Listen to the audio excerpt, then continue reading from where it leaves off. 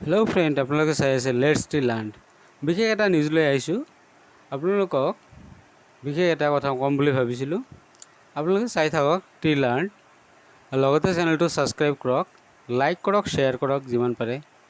তৃতীয় আৰু চতুৰ্থ বৰ্গৰ চাকৰিৰ নামত প্ৰবঞ্চনা। আপোনালোকে গমেই পাইছে যে তৃতীয় আৰু চতুৰ্থ বৰ্গৰ চাকৰিৰ যিটো ইণ্টাৰভিউ 21 তাৰিখৰ পৰা 28 তাৰিখৰ ভিতৰত শেষ হ'ব।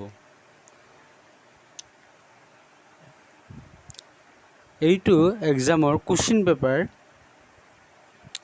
দিম বুলি হোৱাটছআপ গ্ৰুপত মেছেজ কৰিছিল আৰু টকা লোৱাৰ ভাবুকি দিছিল।